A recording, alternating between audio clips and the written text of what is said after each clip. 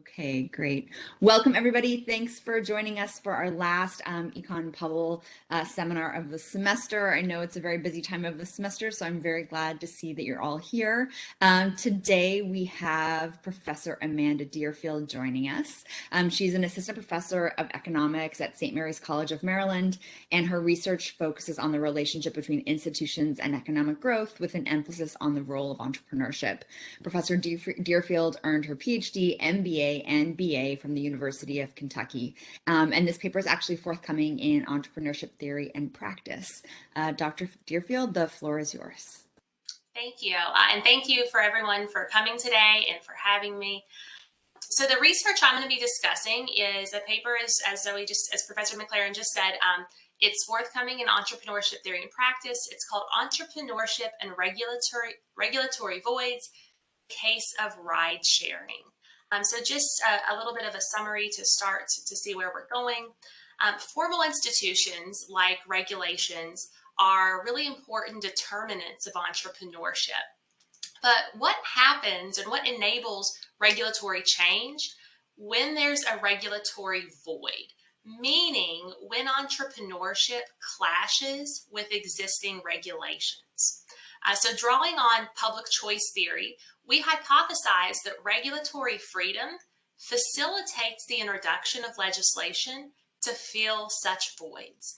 And we test our hypothesis using unique data documenting the time for ride sharing to become legalized at the state level in the United States, across the United States, following its local and illegal rollouts. Our results suggest that states with greater regulatory freedom pass ride-sharing legislation quicker, and this highlights that regulatory freedom facilitates the accommodation of entrepreneurship. So when existing regulations are ill-suited for novel products, the law often lags behind innovation. And researchers describe these situations as regulatory voids. These voids can be detrimental to individual entrepreneurs, and they can compromise society's ability to reap the benefits of innovation.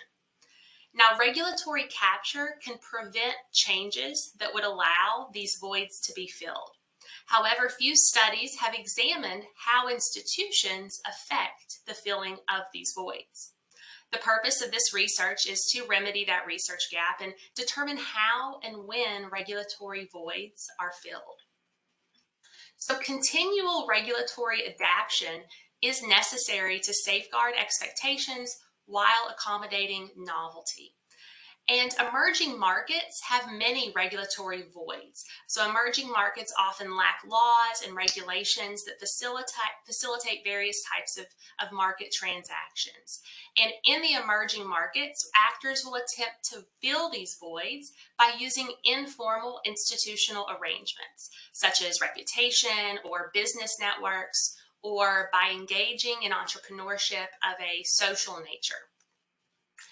Now, the void literature focuses on these emerging markets, but voids are also present in developed markets like the United States, where they emerge due to innovation outpacing regulation.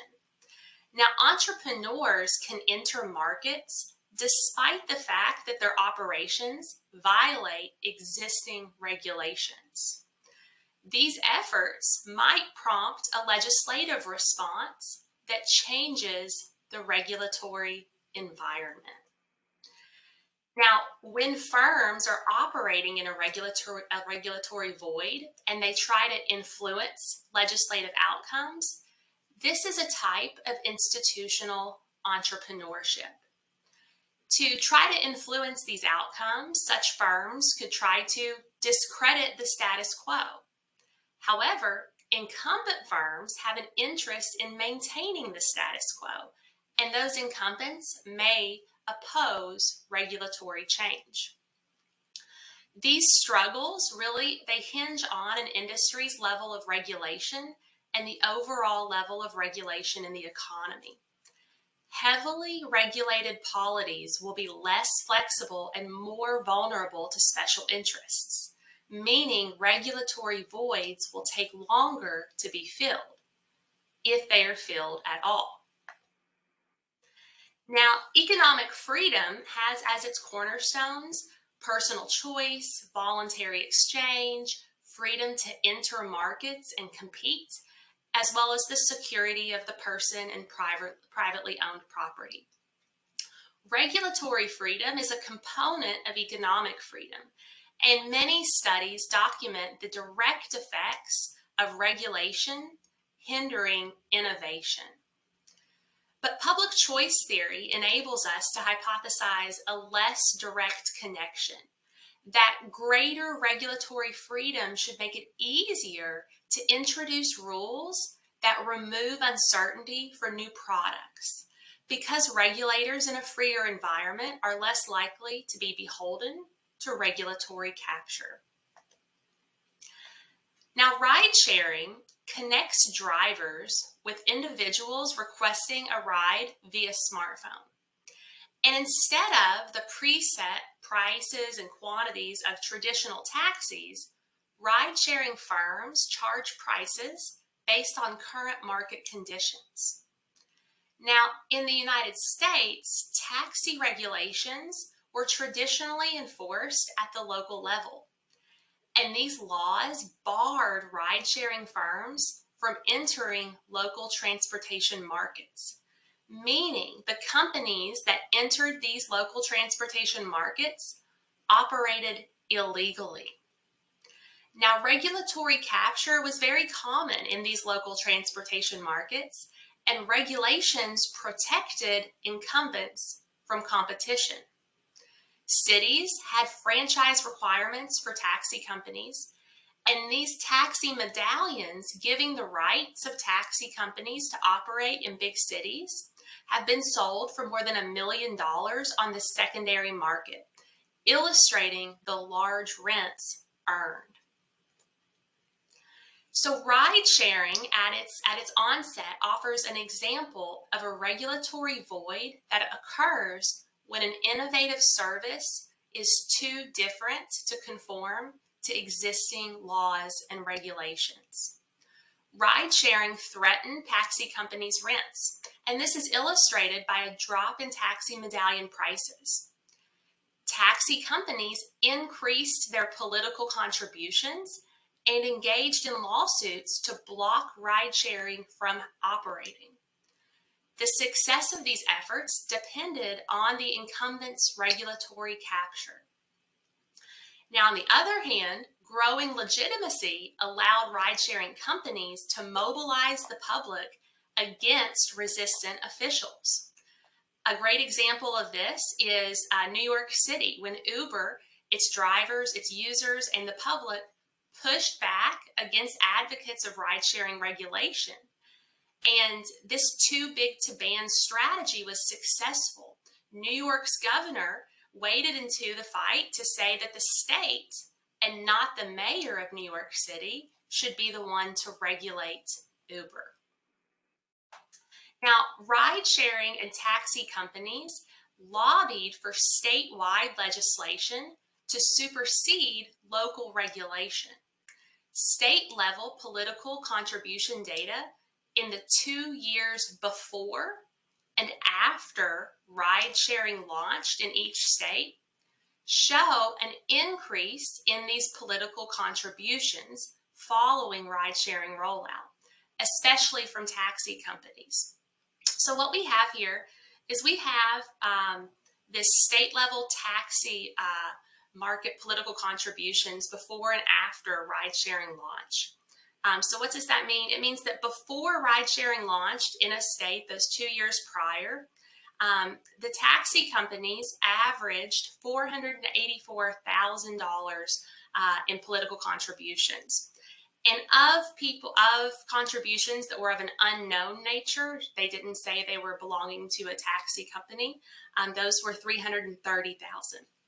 Following ride-sharing launch in each state, those 2 years after, the taxi contributions more than doubled, as the unknown post-rideshare contributions also increased, and then we can see a much smaller amount of ride-sharing contributions. So this really illustrates that taxi companies were trying to kind of contribute this money to the state legislators for some legislation to, in their hopes, I'm sure, block ride sharing. Now, so far, all American states except Oregon have enacted statewide ride-sharing legislation. Now, this legislation outlines rules that drivers must abide by, and these regulations are typically more lenient than the city transportation ordinances they supersede. Now, many state ride-sharing laws were based on a model law inspired by Indiana's 2015 ride-sharing law. This legislation includes permits required, rules for who can operate as a driver, and the requirements of liability insurance. This model law helps explain why variation in statewide ride-sharing legislation is limited. And this limited variation also is useful because it allows us to compare that legislation pretty easily. So in this figure, what we can see is we can see how long it took for each state following the launch of ride sharing in that state to pass statewide ride sharing legislation. So from the time of launch, it took New York over 2,000 days to legalize ride sharing at that state level, to pass that statewide ride sharing legislation. We can see it took Massachusetts a really long time, over 1,500 days. We can come down here to states like Illinois and New Jersey, around a little bit less than 1,500 days. And then we can see some other states down here in Nevada. Between the launch of ride sharing in Nevada and when that statewide legislation was passed, we see that being less than 500 days. Now, there were some states that they legalized through statewide legislation, they legalized ride sharing before it launched in their state. So states like West Virginia, North Dakota, Montana, and South Dakota, they passed this statewide legislation prior to their launch. On average, the average amount of time between local ride-sharing launch and that subsequent statewide legislation was 730 days. So there's a big disparity there between New York needing the 2,000 days and South Dakota passing that legislation 581 days before the launch of ride sharing. So we couple public interest theory, the idea that governments would fill these regulatory voids to benefit society, with public choice theory, that rules and regulations are objects of exchange, and that incumbent market actors will demand them while providing support to regulators or politicians. Usually these theories are presented as competing. However, these two different perspectives may overlap during the regulation of new technologies, when the definition of what serves the public interest is uncertain. So our hypothesis in this research is that states with more regulatory freedom can more quickly pass legislation filling regulatory voids surrounding ride sharing than states with less regulatory freedom. Now, to examine this hypothesis, we use cross-sectional OLS, a cross-sectional Cox hazard analysis, and a stratified extension of the Cox model, the Prentice, Williams, and Peterson gap time model, which we'll be calling PWP-GT hereafter. So one of the reasons we use this variety of models is to make any findings more reliable. Now, one of the interesting things about using the PWP-GT is that it allows us to separate the event of ride-sharing launch from the event of ride-sharing legislation. So we're going to be using variables from publicly available data sets, as well as a new data set that we created specifically for this study. So our cross-sectional OLS includes all American states that have passed statewide ride-sharing legislation. So this is all of the states except Oregon, so our N here is 49. Now, we cannot reject the normality of our dependent variable, the variable denoting the time between rollout and statewide legislation passage. So we are going to begin using OLS, where the number of days between rollout and our statewide legislation passage, that is dependent on regulatory freedom, a vector of state-specific variables, and our error term. We expect the relationship between the dependent variable and the regulatory freedom to be negative, indicating states with greater regulatory freedom more quickly pass state legislation legalizing ride sharing, ceteris paribus. Our next cross-sectional model is the survival analysis, and this hazard function is the probability that an episode starting at time t is terminated within a time interval, provided that event has not occurred before the beginning of the interval, in this case being local launch of ride sharing. Because of this, we lose those observations from the 4 states that enacted ride-sharing legislation before that rollout. So I mentioned, I think, North Dakota, South Dakota, Montana, and West Virginia. We lose those observations because they enacted that legislation prior to launch. So our N in this model is 45. Now, the probability of passing this legislation after waiting for a duration is represented by the hazard function. So this equation is expressed as, here, this hazard function for state I is equal to the baseline hazard function exponentiated with the regulatory freedom score and a vector of state-specific variables. So here, the results are going to be shown in hazard ratios, and we expect the hazard ratio for regulatory freedom to be greater than 1.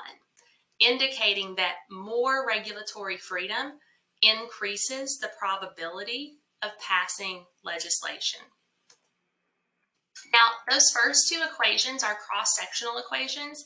They offer an intuitive way to examine the relationship between the amount of time between launch and that statewide legislation passage. But one of the issues is, as you all saw, is those sample sizes are pretty small and there's a risk of omitted variable bias. So the next thing that we did is that we utilized the time varying aspect of the data to construct a state month time series. So each state's time series begins in the month ride sharing launched in the United States. In June of 2010, ride sharing launched for the very first time out in California. So the time series that for each state begins then, and we have monthly observations for each state, and we end those observations in the month that that statewide legislation was passed. So we use this monthly data in the PWPGT, which is that extension of our single event Cox hazard analysis model. So the PWPGT, it's a means to model recurrent events of a different nature. To our knowledge, this model has not been used in the entrepreneurship literature.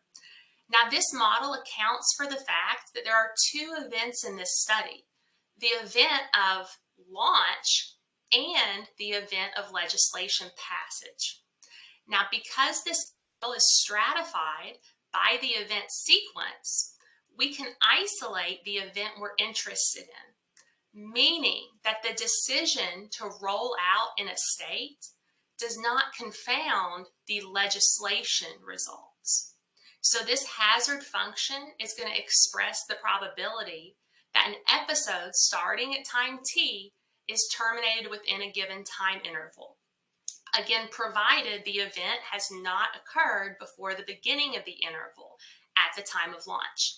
meaning, again, that only states that have passed statewide ride-sharing legislation after rollout are included. So we're not going to be including the observations from North Dakota, South Dakota, West Virginia, and Montana there. So this probability is represented by the hazard function here in equation 3, where the hazard function for state I at time t in stratum J is that baseline hazard function in the stratum exponentiated with regulatory freedom and the vector of state-specific variables. So again, we're going to be presenting those results using hazard ratios, and we're going to be showing results showing how those variables affect the first event, rollout, as well. So states differed in how quickly they legalized ride sharing, as we saw in that figure. In our view, the time taken to legalize ride sharing after its local launch is a proxy for the difficulty of filling this void. To measure this variable, we created a data set detailing the dates when ride sharing launched locally in a state for the first time and when that state passed legislation allowing ride sharing to operate legally. The data set spans observations from June 2010, when the first ride sharing launch occurred in San Francisco, until June of 2018, which is when that 49th state enacted ride sharing legislation. Now, our first dependent variable, days until legislation, captures the time from local ride sharing launch until statewide legislation is passed, and we measured that in days. This will be used to estimate equations 1 and 2. The second dependent variable, the legislation passed, is a dummy variable. It's 1 if legislation passed in a particular month and 0 otherwise. We use this in the PWP-GT model to capture the time between the rollout in a state and the event of legislation passage in that state, the occurrence of which is defined by stratification in equation 3. Now, our main independent variable of interest is regulatory freedom. We use the regulatory component of the 2009 Economic Freedom Index, freedom in the 50 states. And we also include other state-level variables. We include the political contributions from ride-sharing firms, the taxi industry, and people with unknown affiliations. We've collected this data from the National Institute on Money and Politics, and this political contribution data does not include lobbying dollars, as only 18 states publish lobbying expenditures. So we're using political contributions here. We also are including, as a state-level variable, the order of rollout in our cross-sectional estimations. So we try to control for interjurisdictional learning, so we rank the states according to the order in which they experienced rollout. We don't use this variable in the PWP-GT because it doesn't vary over time. And finally, we use the urbanization rate from the United States Census Bureau's 2010 census. So we have a correlation matrix here for our 49 states. Again, this is all the states that have passed ride-sharing legislation. This does not include Oregon. And so we have our variables, and what you can see is you can start to see how these different variables correlate with that dependent variable of days until legislation. So regulatory freedom is negatively correlated with that dependent variable here. So we can think about what that means. States with more regulatory freedom more quickly passed that statewide legislation. We also see that the order of rollout is negatively correlated with days until legislation, indicating that states that experience rollout earlier, if we think about New York, they experienced rollout, I think, second or third in the whole country. They took a lot longer to legalize ride sharing at the state level. Additionally, we can look at order of rollout and urbanization rates. So this is also negatively correlated here. States with big cities with highly urbanized populations experienced rollout sooner. And then finally, we can look at the taxi contributions and see how they are correlated with urbanization rates. And we see that taxi contributions are positively correlated here with urbanization rates, indicating the taxi companies concentrating contributions where much was at stake, where that transportation market was highly urbanized. Our descriptive statistics here for these 49 observations, I mentioned previously the average state took 751 days between local rollout in their state and legislation passage. The taxi contributions, ride sharing, and unknown contributions, these are in thousands of dollars, indicating we can see a very large standard deviation here, indicating a disparity between taxi contributions among different states. As we'll see in a little bit, taxi contributions were really focused on the states with the large cities in the early days of ride sharing rollout. Table 2 here, this is our descriptive statistics for equation 3. So what we have here is we have the state month observations. And these are going to be the observations every month for the 45 states between when ride sharing launched in their state and when that state legalized ride sharing. So this gives us 1,212 observations for the state month. And we can see now we have monthly contributions.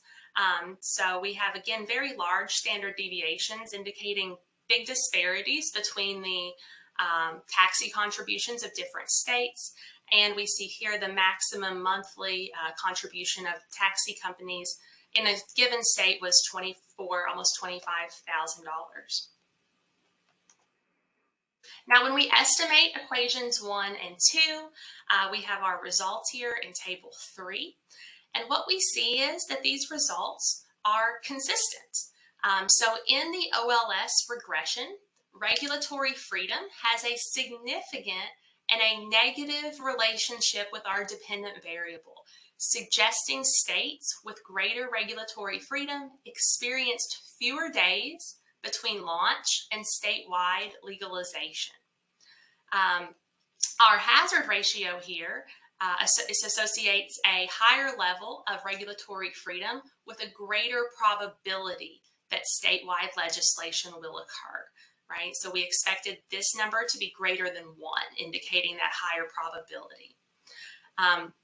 So our OLS results suggest that 1 standard deviation increase in regulatory freedom is associated with 192 fewer days in the time between launch and statewide legislation passage. So for the mean time of 751 days, just a standard deviation improvement in that regulatory freedom score would be about a 26% decrease in how long it took to legalize ride sharing at the state level. Additionally, our order of rollout variable is significant, indicating that the states that experienced rollout earlier did in fact take longer to pass that legislation.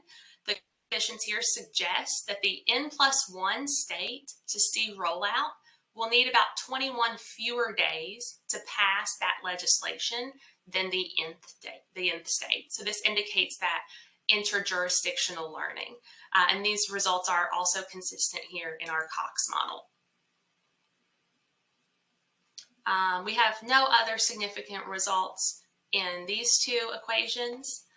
And if we go to look at the results from estimating our equation 3, So our estimation of equation 3 looks at the effects of the covariance on the two different events that are defined by stratification. So this first column here tells us about the observations for each state for each month from June of 2010, when ride sharing happened in the United States for the first time out in California, until for each state when that launch happened in their state. And again, this is those 45 states, so we're not counting the states that passed legislation before launch. So what determined the rollout decision for these states? It looks like that the biggest decision here was that urbanization rate. States with bigger cities with a very urbanized population experienced rollout much sooner.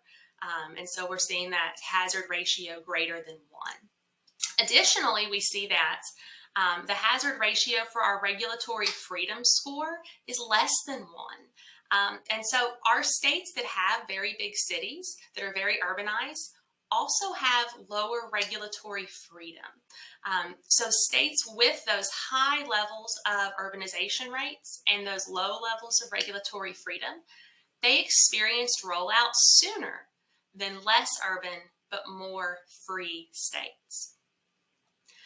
Now, for the second event, now we're looking at the time from launch in a state until that legislation passage.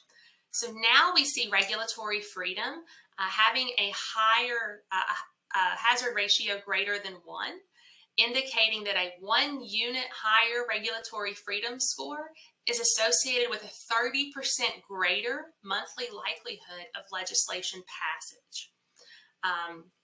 These results also suggest that taxi contributions correspond to a greater likelihood of legislation passage, but at a lower significance. Now, we did several robustness checks to examine more questions, like, do specific aspects of regulation drive these results? So in the Freedom of the 50 States regulatory policy score, within that regulatory policy score, there are 7 subcomponents. So we used the scores of each of the subcomponents, and we estimated equations 1 through 3. Except labor market and occupational freedom, the other 5 subcomponents of regulatory policy were significant in equations 1 through 3 and of consistent signs, indicating that that average level of regulatory policy is very important. What about other freedom measures? Do they yield similar results? So with the Freedom in the 50 States, regulatory policy is a component of the economic freedom score. The other component of the economic freedom score is the fiscal policy score. When we estimated these equations using the fiscal policy score instead of the regulatory policy score, that variable was never significant. The overall economic freedom score, the one that's comprised of both regulatory policy and fiscal policy, that was significant in equations 1 through 2, but not in equation 3. Additionally, we estimated these equations using the Economic Freedom of North America Index. This EFNA index does not include a regulatory policy component, but it includes other components of economic freedom. And when we estimated the equation using this index, none of the coefficients were significant either. So is the honesty of public officials driving these results? Is there some type of corruption in regards to this regulatory capture? We also employed the Public Integrity Section's 2018 data on conviction rates of public officials to proxy for public corruption, and we find no significant results. What about panel results? So we used Probit and Logit models to estimate equation 3. Because that dummy variable had a lot of zeros for all the months that legislation did not pass, the Logit failed to converge. but the probate results with random effects reveal positive and significant coefficients for regulatory freedom, with an effect size pretty similar to the PWP-GT results that we just looked at a minute ago. Panel OLS with time and state-specific effects were similar. What about states with early launch? Were they different? States with early launch were different. When we limited the sample to only the 10 states that experienced the earliest ride-sharing launch, what we saw for equations 1 and 2 were that the taxi contributions hampered legislation and ride-sharing contributions facilitated it. Among those 10 earliest ride-sharing launch states, 7 of those 10 are of the 10 that took longest to legislate. So possibly ride-sharing and taxi companies realized after those early days that ride-sharing would be legalized, and they really decreased their contributions. So of those 10 states that saw the earliest ride-sharing launch, they actually represent 30% of total contributions. So the contributions of taxis and ride-sharing companies were really concentrated in those first battleground states. So institutional arrangements are important for entrepreneurship, yet few studies acknowledge the adaptive institutional effect that is so important in an evolving economy. How existing institutions either facilitate or hamper the introduction of new regulations when innovation clashes with existing regulations. The key issue here is one of adaptability. While a polity can afford foregoing some opportunities, an overall lack of flexibility is costly. Filling regulatory voids is crucial for a flexible society. This research makes several contributions. We show that regulatory freedom matters for regulatory voids. And by focusing on a developed economy, we contribute to the void literature. We also demonstrate the usefulness of public choice theory to understand these situations, as actors' bargaining positions are contingent on the regulatory environment. And the actors can choose the legislative arena that best suits their needs. We contribute to the discussion on institutional dynamics and entrepreneurship by examining the entrepreneur's ability to affect institutional change. We observe how a fast-changing formal institution, the political legislature, can quickly pass legislation, but is constrained by a slow-changing institutional environment, the state's regulatory freedom. Our study also suggests that institutional entrepreneurs can use public opinion to further their efforts. Finally, by using this PWP-GT, we introduce a useful model to entrepreneurship researchers. The model should be valuable for considering the effects of the same set of covariates on events that are related, but of a different nature. Scholars could use this model to examine rounds of legislation following an instigating event, like the rollout of a new product that clashes with regulations. We could also use this with firms following events such as legislation or the technology adoption. For future research in this vein, researchers could juxtapose jurisdictions where regulatory voids were filled or not filled, and then compare those institutions. In our mind, what's required is our detailed case studies of the road to legislation, or quantitative studies like ours that explore the variation over time and across space. Interesting cases are easy to find, given clashes over innovations like genetic analysis, digital currency, 3D printing, medical devices, and driverless cars.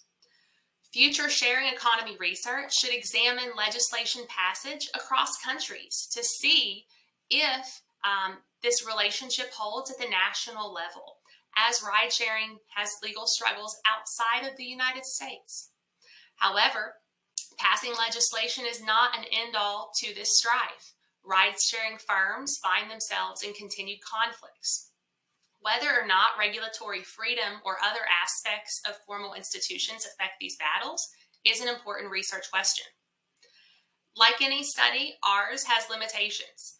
Omitted variable bias is a potential concern, which we hope we have eased through the inclusion of additional variables and the robustness checks.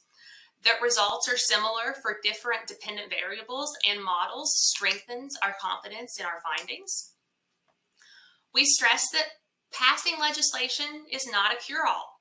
Our approach of focusing on the first statewide ride-sharing legislation passage has the benefit that legislation was similar across states.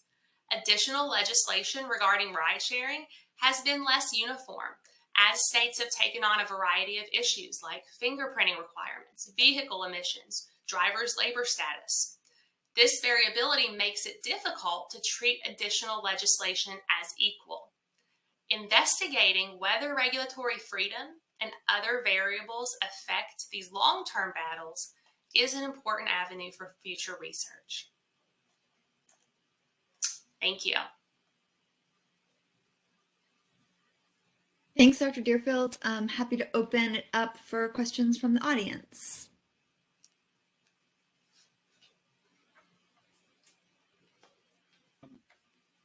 I have some clarifying questions.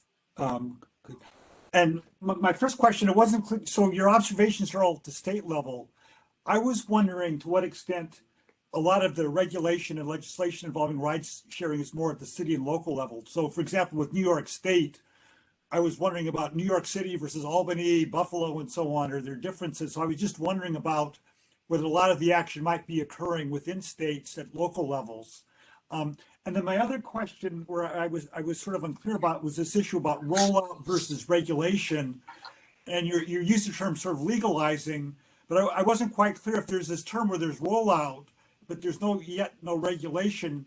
Is somehow this operating illegally, or what's quite going on with that? I didn't quite understand that gap. Yeah. So those are really good questions. So yes, typically, traditionally, transportation markets have been the domain of the local government, the city you were talking about, New York City or Albany or Buffalo or what have you. So this was the issue when ride sharing launched, is that they were operating illegally. Because of this innovation, that our regulations in the taxi and the transportation markets, they were unable to really deal with it with the current regulations. So yes, they were operating illegally. So in some cities, the city regulators actually issued cease and desist orders, or they arrested Uber drivers because they were operating in contrast to those city regulations.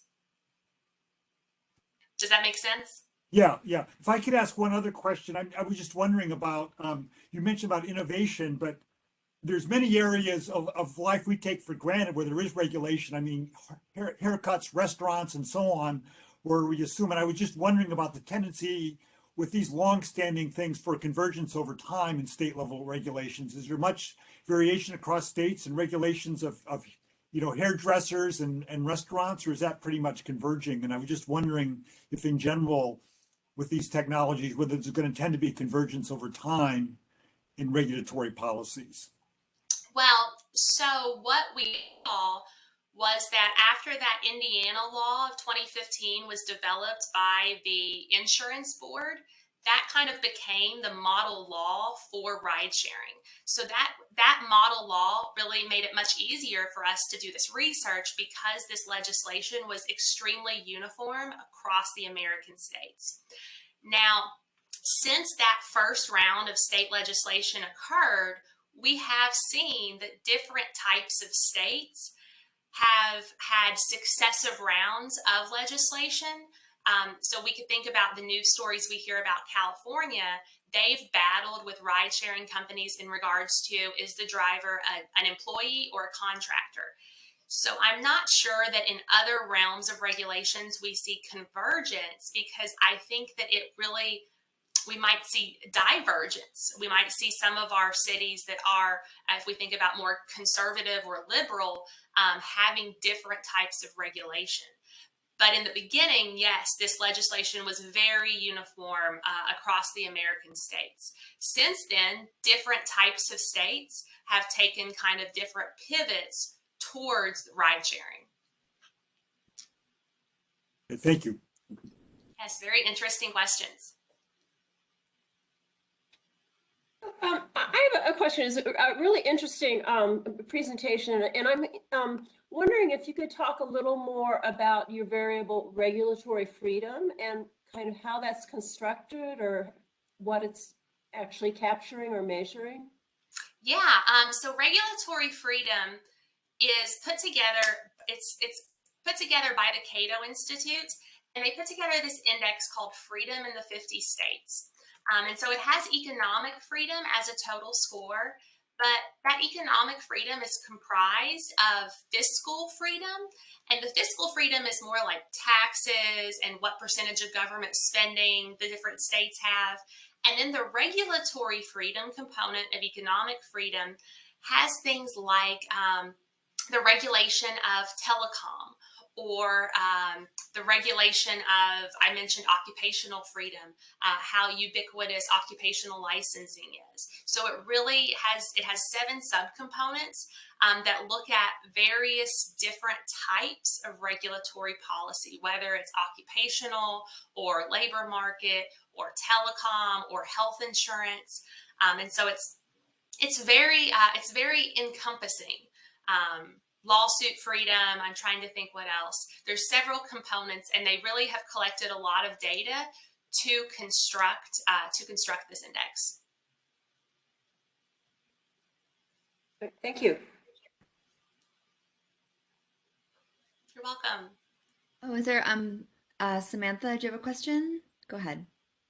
Yeah, I think I'm not the only one who might need more clarification. Just building off of Dr. Miller's question as well, in terms of the freedom, like, is it, I just want to clarify if this is like whether there's less policy, less regulation passed, and that's what we mean by freedom, or is it something to do with the type? If you could be more specific about the type of regulation, or are we talking about a quantity or of regulation that is pertinent to, for example, the healthcare, the licensing, the telecoms, and so on? Yeah, that's a really good question. And for more clarification, so the way that the score is worked, the higher the score, the more free of that state. And some of the components are including things that are either, yes, they have a health insurance mandate, or no, they don't have a health insurance mandate. So either a kind of a binary 0 or 1. And then some of them are including, let's see, kind of more kind of detailed, where there is a score base, where they're talking about how many words are in a specific regulatory statute, where they're trying to figure out how many different rules are there in the telecom industry. So kind of both, kind of a mix of, do they have this regulation and how stringent is it? Does that make sense? Does that clarify? Yes, that's helpful. Thank you. Thank you. I think we had a question from Adebola. Thank you for your talk. I'd like to ask if the nature of the industry or the personnel of the leadership, the founder, will it have been important as part of those variables that when you were considering your choice of variable, in determining how they influence the regulatory freedom, the nature of the industry, and the personnel of the entrepreneur, the founder, or the institution? Would that have been very important when you were in your choice of variables? So I'm not sure I understand the question perfectly, but let me try and answer here. So when we think about the fact that Uber rolled out illegally and they knew they were not illegally because they had received warnings and cease and desist orders. Yes, I would say that the entrepreneur, the person heading Uber that decided to do that, that their personality may be different than someone heading a company who didn't necessarily roll out illegally, right? I would imagine that would be different. I don't have anything to capture that. Most of the states that saw launch of Uber first. Lyft only launched first in about 3 states. So there's not much variability to try to address the differences of leadership styles in the 2 ride-sharing companies. Okay. Thank you. Thank you.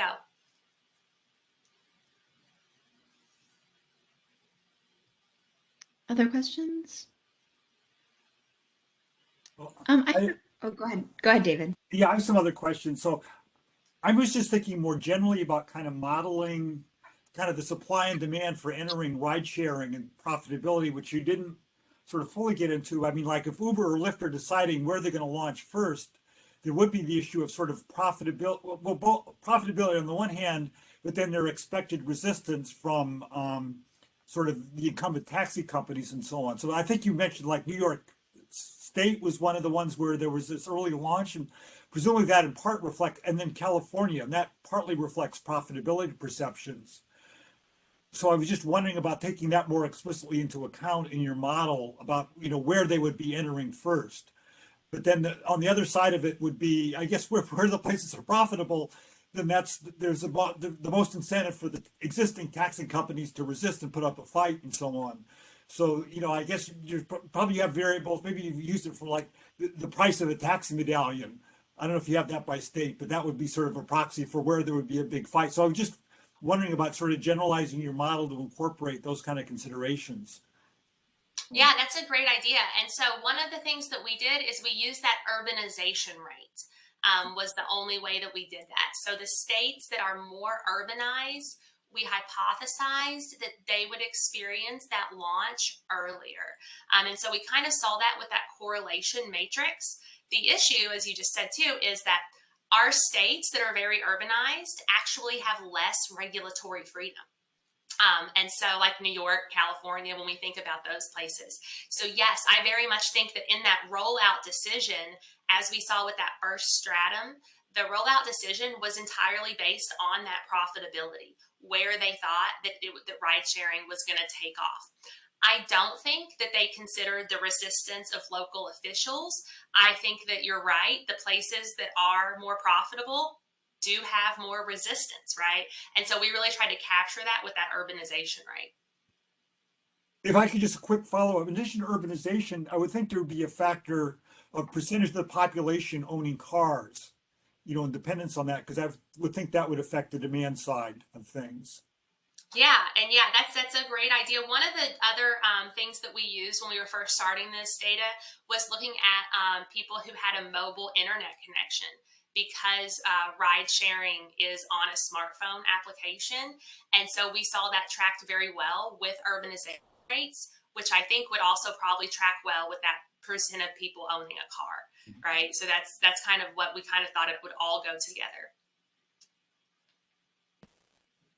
I had a question, just trying to think about broadening the lessons of your work to the health policy arena. So thinking about kind of regulatory voids. In my work with COVID-19, the FDA had a lot of regulation around COVID testing, and it made it really difficult for the rapid tests to be rolled out and for legislation to be passed on that. So trying to think about kind of what the policy solutions are, what the applications are that you can think of your work to the health policy arena.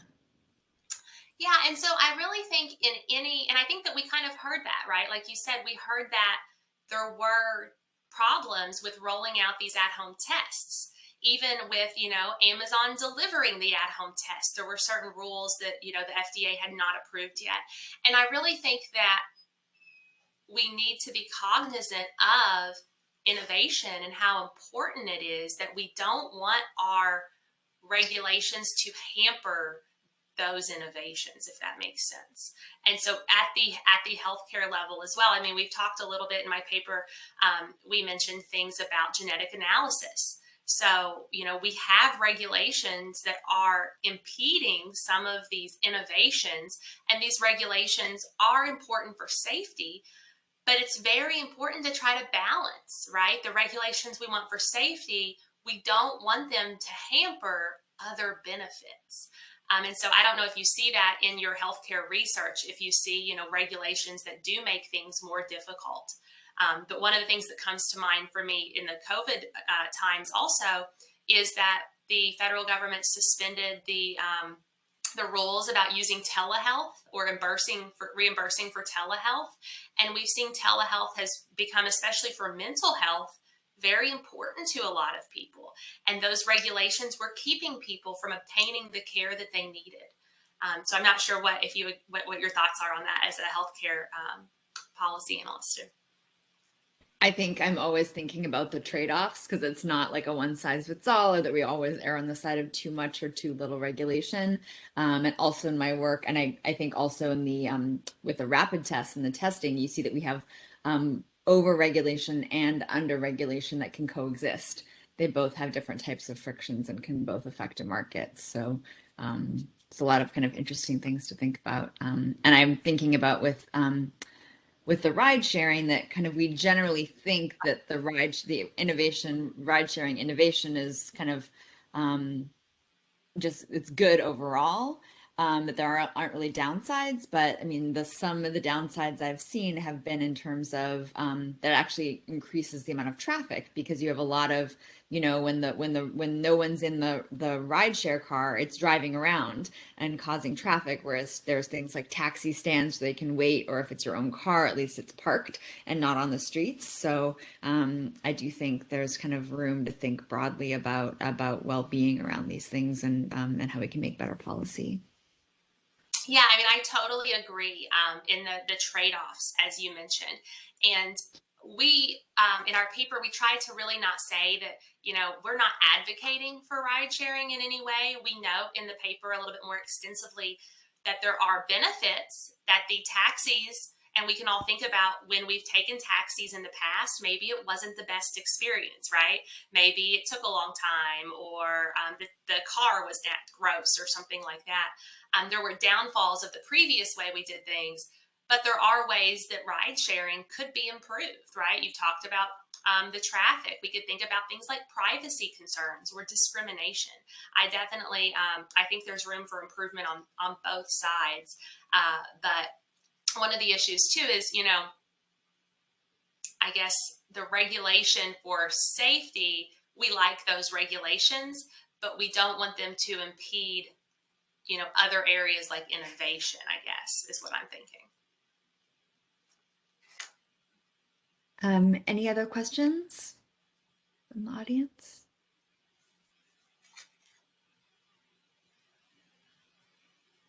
Okay. In that case, Dr. Deerfield, thank you so much for joining us. Thank you to our audience for joining us. Thanks for all the great questions from everybody. I wish you an uneventful and productive rest of the semester, and I look forward to seeing you all back at the ECONPUBL seminar this fall. Bye, everybody. Thank you all. Thanks for having me.